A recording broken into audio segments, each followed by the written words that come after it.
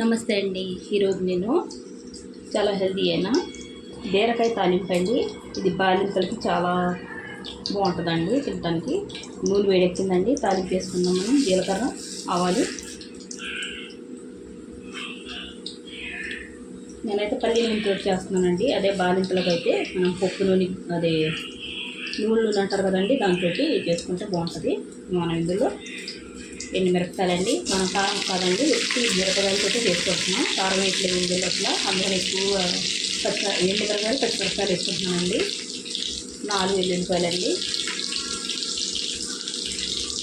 5 పచ్చిమిరపకాయలండి, కొద్దిగా కరివేపాకండి.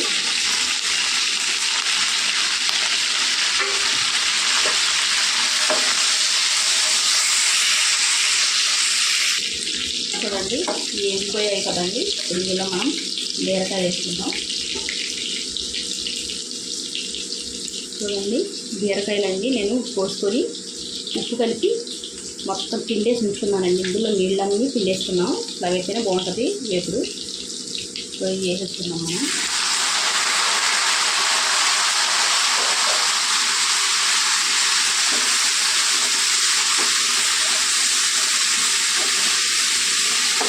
చాలా సింపుల్గా అయిపోద్దండి వేపుడు. ఇందులో మనం తెల్లపిండి కూడా వేసుకొని వండుకోవచ్చండి. చాలా టేస్టీగా ఉంటుంది. తెల్లపిండితో బీరకాయ ఎగురండి, వేపుడండి, బీరకాయ వేసి చాలా టేస్టీగా ఉంటుంది.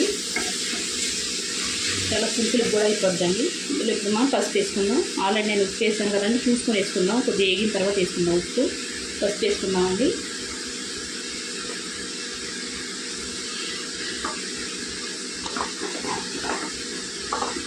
ఎంత బాగా కలిపేసుకుందాం. ఇది కొద్దిగా హైలో పెట్టుకొని చేసుకోవాలండి. స్టవ్ సిమ్లో పెట్టుకుంటే నీళ్లు వస్తాయి కదండి, ఏమన్నా ఉంటే వస్తాయి. ఇలాగైతే తొందరగా వేగిపోద్ది. హైలో పెట్టుకుంటే ఇలా మొత్తం అంతా కలిపేసుకొని మనం మూత పెట్టుకొని మగ్గించుకున్నాం. చూడండి మనం మధ్యలో కలుపుకుంటూ ఉండాలి. కూర కన్నా ఎప్పుడే చాలా టేస్టీగా ఉంటుందండి బీరకాయది. ఇలాగైతే కొద్ది బీరకాయ వేసుకుంటే తినేసి. ఎల్లుల్లిపాయలు కూడా ఎక్కువ వేసుకోవాలండి. బాలింతలకి అయితే ఎక్కువ వేసుకుంటే బాగుంటుంది. ఇలా కలిపేసుకొని మగ్గనిద్దామండి. ఉప్పు సరిపోలేదండి, ఉప్పు వేసుకుందాం మనం ఇందులో. మరీ ఎక్కువ కదండి, తక్కువ పడుతుంది ఉప్పు. మరీ ఎక్కువ వేసుకున్నా ఉప్పు అయిపోతుంది. బాగా కలిపేసుకుందాం.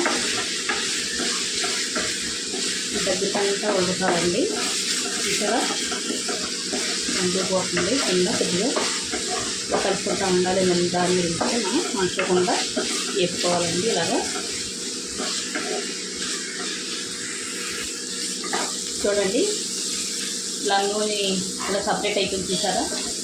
ఇలాగైతే ఇలాగ అయిపోయినట్టండి. ఇంకా ఎప్పుడు చాలా టేస్టీగా ఉంటుందండి. ఒకసారి మీరు ట్రై చేయండి. వీడియో నచ్చితే లైక్, షేర్, సబ్స్క్రైబ్ చేసుకోండి.